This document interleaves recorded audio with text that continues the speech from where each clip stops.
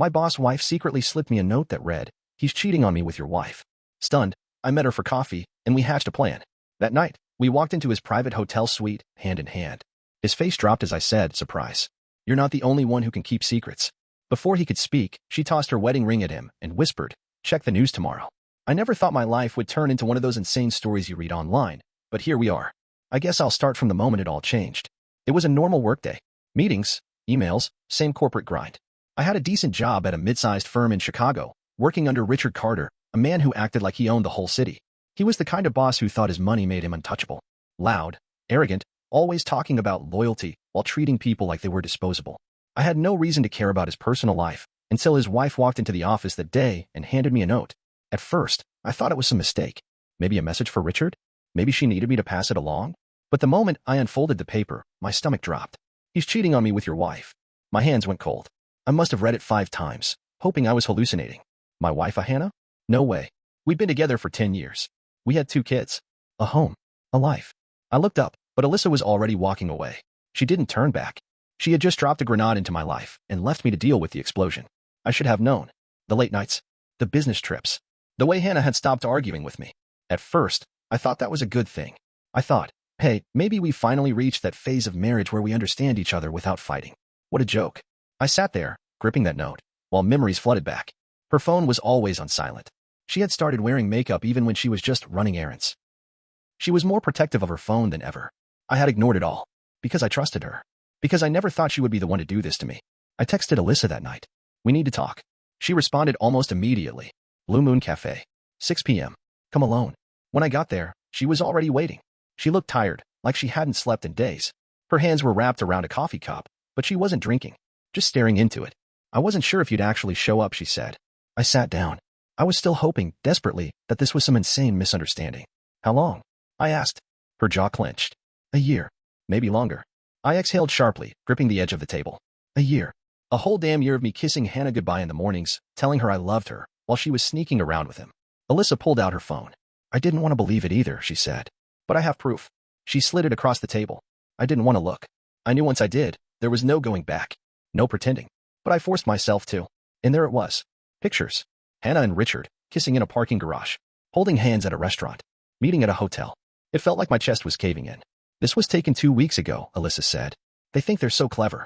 They don't know I hired a private investigator." I could barely breathe. "Why didn't you tell me sooner?" She hesitated. "I thought I could fix it. I thought if I just waited, he'd stop." She laughed bitterly. "But they're not stopping. They're getting more comfortable. They're getting sloppy." I ran a hand down my face, trying to think. Trying to stay calm. Alyssa took a deep breath. "I don't know about you, but I'm done crying over this." I looked up at her. And then she said it. "I want to ruin them." At first, I didn't answer. I wasn't sure what to say. I wasn't the kind of guy who did this kind of thing. But something in me snapped. Because why the hell should they get away with this? Hannah and Richard had been laughing at us behind our backs. Sneaking around like we were idiots. They thought they had all the power. Not anymore. Alyssa leaned forward. "I know where they meet. Richard has a private suite at the Ritz-Carlton. That's where they go." My stomach twisted. I didn't know if I could handle seeing it with my own eyes. But Alyssa wasn't done. "He's out of town right now," she said. "But Hannah doesn't know that." I frowned. "What do you mean?" A slow, wicked smile spread across her face. "We're going to his suite," she said. "Together." The Ritz-Carlton lobby was quiet when we walked in. My hands were sweating, but Alyssa was calm. Too calm. She had a key. Of course she did. The elevator ride up felt endless. My heart was beating so hard I thought I might pass out. When we reached the suite, Alyssa took a deep breath. Then she slid the keycard in and pushed the door open. And there they were. Hannah was in bed with him, laughing, until she saw us. Her face drained of color. Richard sat up so fast he nearly fell off the bed. Nobody said a word for a second. Just pure, stunned silence. Then Alyssa stepped forward, voice dead calm. "Surprise. You're not the only ones who can keep secrets." Hannah's hands were shaking. "I can explain," Alyssa cut her off. "Save it." Richard finally found his voice. "Alyssa, let's talk about this," she laughed. Actually laughed. Then she reached into her pocket and tossed her wedding ring at him. It hit the sheets with a soft thud. "Check the news tomorrow," she whispered. Richard went completely still. I felt like I was floating outside my own body. Like I was watching this happen to someone else. Then Alyssa turned to me. "Let's go," she said.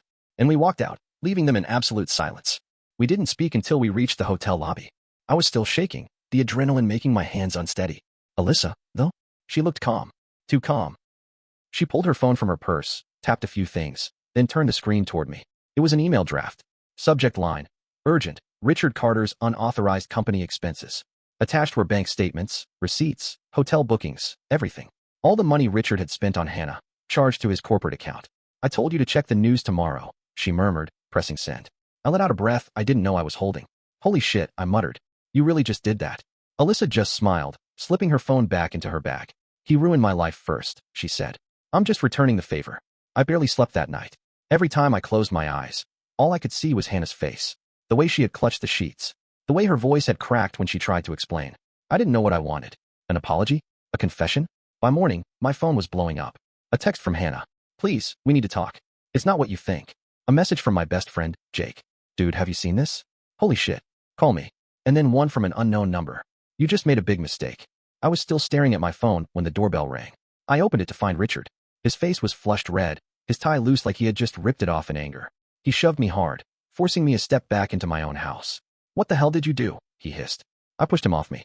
Get the fuck out of my house. He didn't move. His jaw was tight, his eyes wild.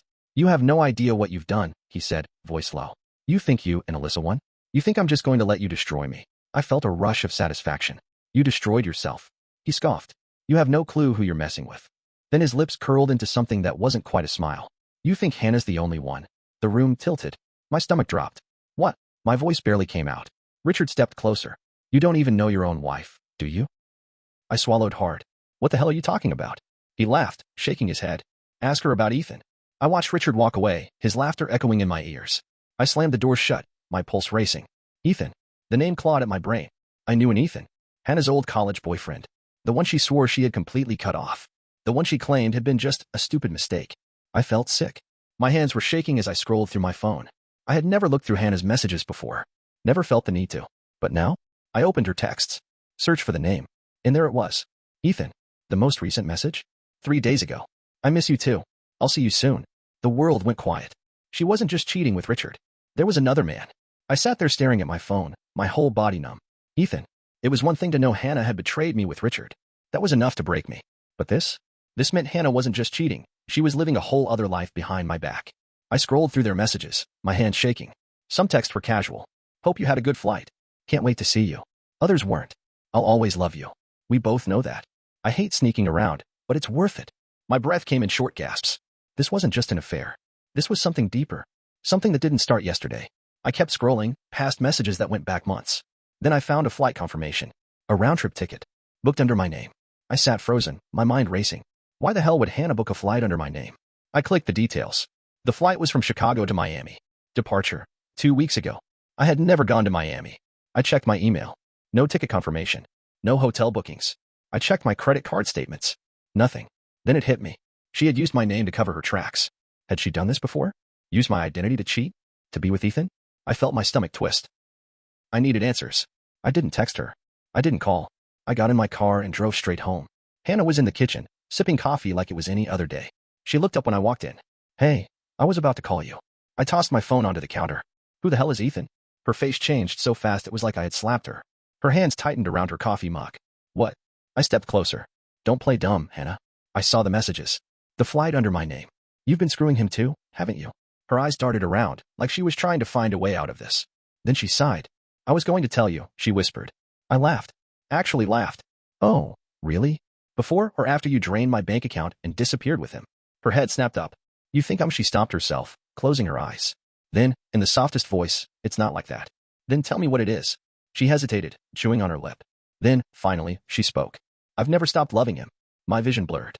Every cell in my body screamed to walk away, to not hear another word. But I couldn't move, because I needed the truth. All this time, my voice was hoarse. You've been with both of them? Hannah didn't answer right away, and that silence told me everything. Then she whispered, it's more complicated than that. I let out a harsh breath, running a hand through my hair. How long? I asked. She didn't answer. I slammed my hand on the counter. How long? Her lips trembled. Since before we got married. My ears started ringing. I took a step back, needing distance. Hannah, my voice was barely there. She had been lying to me for 10 years. Every, I love you. Every, you're my best friend. Every time we talked about growing old together. None of it was real. Or worse, maybe it was, and she just loved him more. She swallowed hard. I tried to choose. I really did. I shook my head. You didn't try, Hannah. You just kept us both. She didn't deny it. I stared at her, memorizing this moment. Because whatever love I had left for her, it died right there. I should have walked away. I should have packed a bag and never looked back. But something wasn't right. I had seen Ethan's messages. I hate sneaking around, but it's worth it. I'll always love you. But then there was this one. I can't wait for you to meet her. Meet who? I turned back to Hannah. Who was Ethan talking about? She went pale. I felt ice in my veins. It's nothing, she said quickly. He just meant, don't lie to me. She bit her lip. Looked away. Then she whispered, his wife. My stomach flipped. What? Hannah clenched her jaw. Ethan is married. His wife doesn't know. I let out a slow breath, trying to wrap my head around it. So, let me get this straight. I pointed at her. You were cheating on me, with a guy who was also cheating on his wife? She flinched but nodded. I laughed. This wasn't just an affair. It was an entire tangled web of betrayal. Then something worse hit me. If Ethan was cheating on his wife, did she know? And if she didn't? Should I tell her? I had no plan. No idea what came next. But I knew one thing. I wasn't just going to let them get away with this. Not Hannah. Not Richard. Not Ethan. And maybe, just maybe, his wife deserved to know too. The world outside kept moving, but inside my house, everything had stopped. Hannah stood in front of me, arms crossed, avoiding my eyes. She had admitted it. Not just Richard. Not just one betrayal. 2 men. And Ethan? He was married. His wife had no idea. The weight of it all sat on my chest like a boulder.